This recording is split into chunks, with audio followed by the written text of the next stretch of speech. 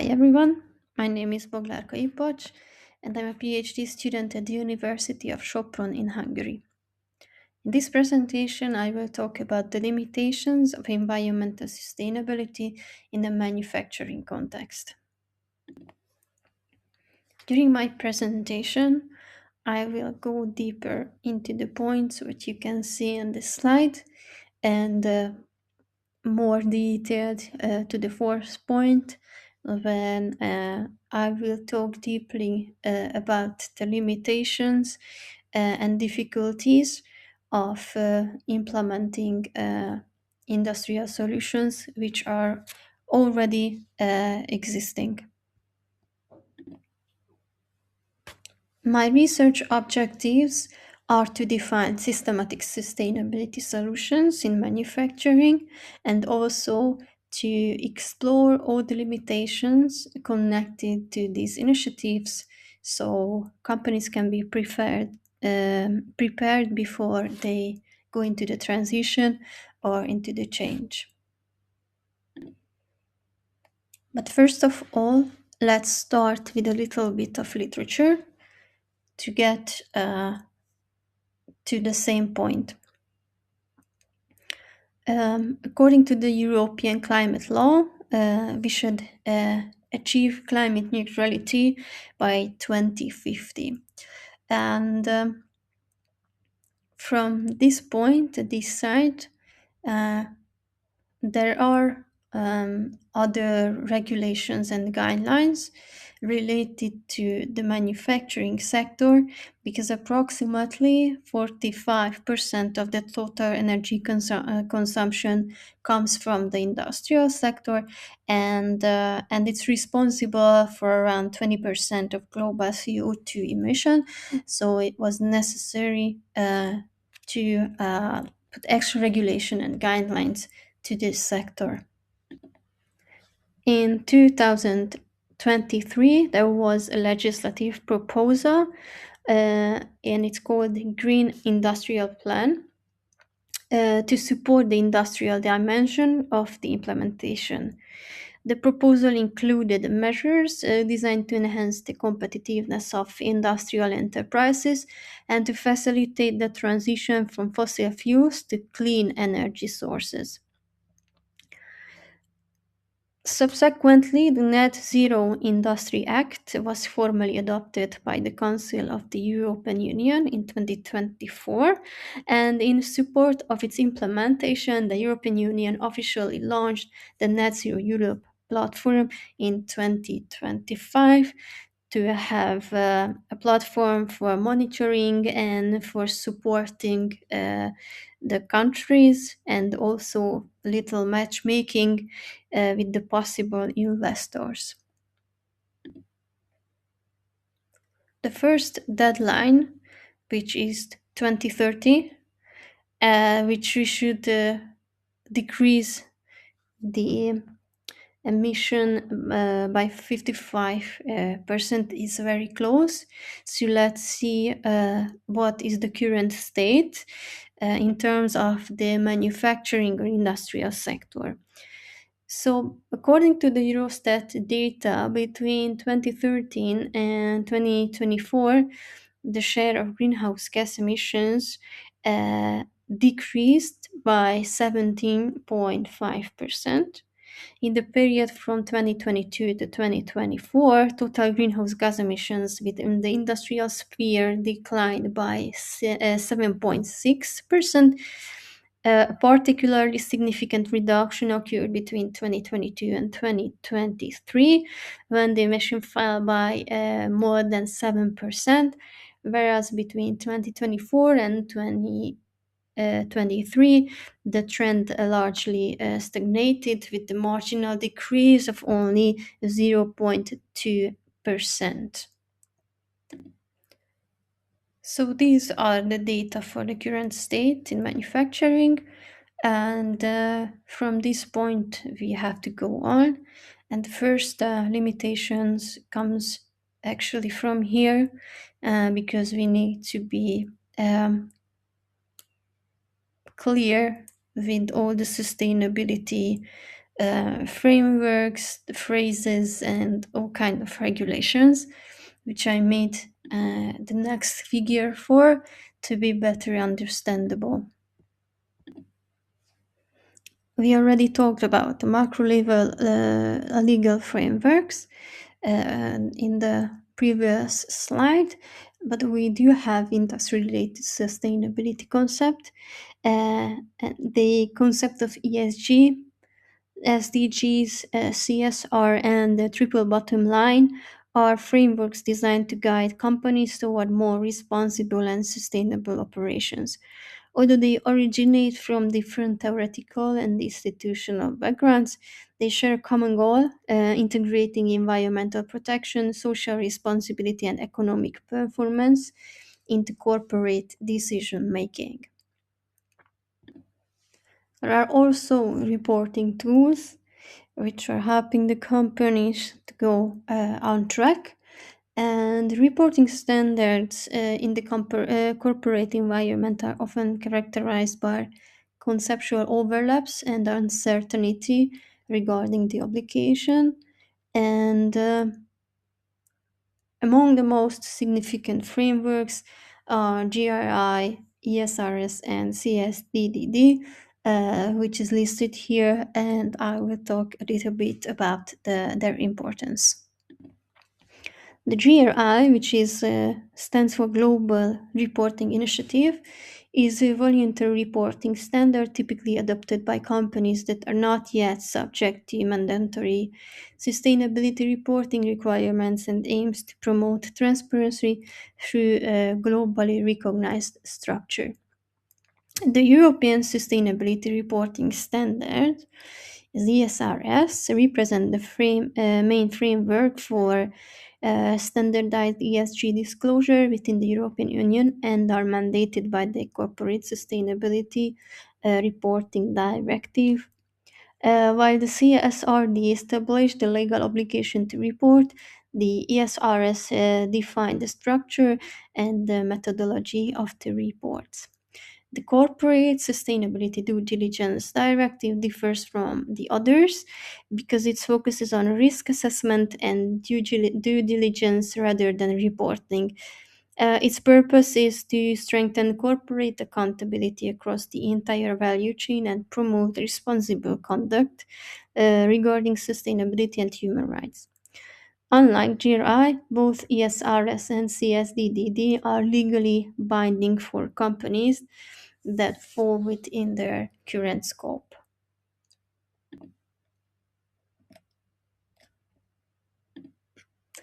And here are some systematic approaches when it goes to sustainability in manufacturing. Here are three models which can be applied successfully in this sector. There is the circular economy model, which is fundamentally challenges the widely applied linear economic model. Within this framework, waste generation and pollution are minimized or designed out of the system altogether.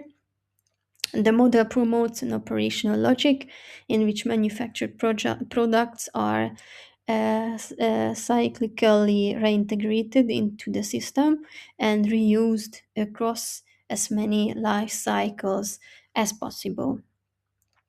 The lean green operation concept integrates the principles of lean management, which focuses on efficiency and waste reduction with environmental sustainability objectives. While this combined approach has significant potential to reduce environmental impacts and improve operational performance.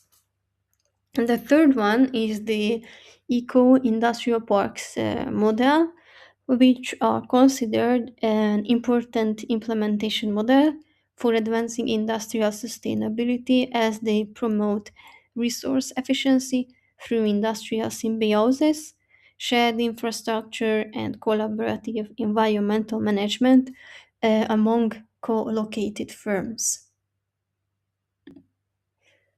These models are very successful in the topic of implementing sustainability to the production system, although they have a lot of limitations, which I would like to talk about in a more deeper way. Let's start first with the eco-industrial parks and their limitation. So they are considered an important implementation model for advancing industrial sustainability as they promote resource efficiency through industrial symbiosis, shared infrastructure, and collaborative environmental management among co-located firms. Despite the potential to reduce resource consumption, emission, and waste generation, the large-scale implementation of eco-industrial parks faces several important limitations. One of the most significant barriers is the high initial investment required from infrastructure development, because establishing an eco-industrial park often requires substantial capital for shared utilities, waste treatment facilities, renewable energy system, and material exchange platforms. These investments may discourage companies, particularly small and medium-sized enterprises, from participating in such initiatives, especially when the financial returns are uncertain or only realized in the long term. Another limitation is the complex coordination required among multiple independent firms. Unlike internal corporate sustainability initiative, eco-industrial parks rely heavily on cooperation between companies operating in different industries, each with its own strategic priorities and operational constraints. Achieving effective industrial symbiosis, such as the exchange of byproducts, energy, or water, requires a high level of trust, transparency, and long-term commitment among participating firms, which can be difficult to establish and maintain. Regulatory and institutional barriers also pose challenges. In many regions, existing environmental regulations, waste classification rules, and permitting processes were designed for traditional linear industrial systems and may unintentionally hinder the exchange of industrial byproducts between companies. Infrastructure and technological constraints represent another significant limitation. Successful industrial symbiosis often depends on geographic proximity and compatible production processes, meaning that not all industries can easily participate in such systems. In some cases, the physical distance between companies, incompatible material flows, or insufficient technological capacity for resource recovery can limit the effectiveness of symbiotic exchanges. Furthermore, governance and management challenges frequently arise in eco-industrial parks. Effective implementation requires a coordinating body capable of managing shared resources, facilitating collaboration, and monitoring environmental performance. As per the lean green concept, in the first stage, which called green awareness, which focuses on understanding, monitoring, and communicating environmental impacts, a key limitation at this level is the lack of reliable environmental data and monitoring systems. Many organizations struggle to accurately measure resource consumption, emissions, and environmental performance indicators. Without robust data collection and reporting mechanisms, companies may find it difficult to identify improvement opportunities or track sustainability progress effectively. In addition, limited environmental knowledge and insufficient training also employees can hinder the development of a sustainability-oriented organization culture. In the second stage, which green operations, it is aimed to improve resource efficiency and reduce gate-to-gate environmental impact within production process. However, achieving these improvements often requires technological upgrades, process redesign, and investment in cleaner technologies, which may involve considerable financial costs. Furthermore, traditional lean initiatives primarily focus on operational efficiency and cost reduction, and environmental considerations are not always fully integrated into decision-making processes. As a result, companies may prioritize short-term productivity gains over long-term environmental benefits. The third stage, which is green supply chain, introduces sustainability considerations into supplier selection and logistic processes. One of the main limitations in this area is the limited control companies have over their suppliers' environmental practices. Supply chains often involve numerous partners across different geographical regions, each operating under different regulatory frameworks and environmental standards. This complexity can make it difficult for companies to ensure consistent sustainability performance throughout the entire supply chain. The fourth stage, which is green product, focuses on designing products that support circular economy principles such as reuse, recycling, and extended product life cycles. However, if eco-design and circular product development require significant challenges in product development processes, including new materials, design methodologies, and life cycle assessment. These changes can increase development costs and extend product development timelines. In some cases, market demand for sustainable product may also be uncertain, making companies hesitant to invest heavily in circular product innovations. Also, another overarching limitation of the lean green approach is the potential conflict between efficiency optimization and environmental objectives. And last but not least, the limitations of the circular economy model. It is widely recognized as a promising framework for improving resource efficiency and reducing environmental impacts. Its implementation in the manufacturing sector faces several significant limitations. One of the primary challenges is the high initial investment required to design products, modify production processes, and implement new technologies that support circular practices. These upfront costs can be particularly prohibitive for small and medium-sized enterprises, which often lack the financial resources necessary to transition from linear production models. Another major limitation is the lack of adequate infrastructure to support recycling, remanufacturing, and product take-back systems. In many regions, especially developing markets, the absence of well-developed recovery system prevents the establishment of fully functional closed-loop production cycles. Regulatory inconsistency across regions also represent a considerable barrier.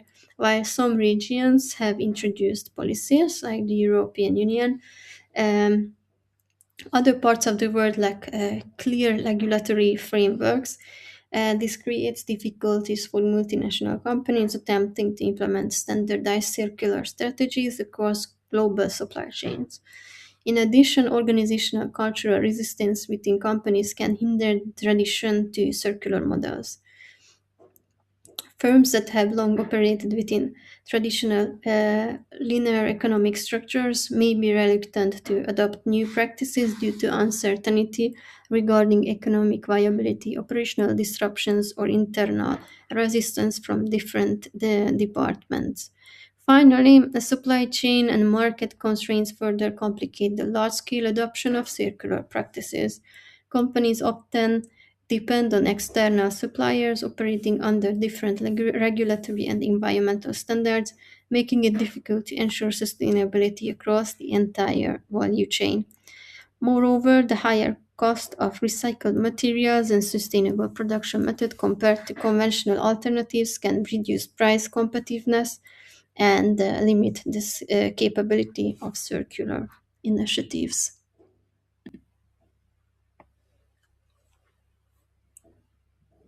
Despite all the limitations these models having, these three concepts therefore complement each other across different system boundaries, and together they can create a multi-level framework for industrial sustainability where operational improvements, circular material flows, and collaborative industrial networks jointly contribute to reducing environmental impacts while maintaining economic competitiveness. unfortunately, my time is up. But if you're interested in the topic, you can read about it more in my article. And also, if you would like, you can contact me to ask all your questions. Thank you so much.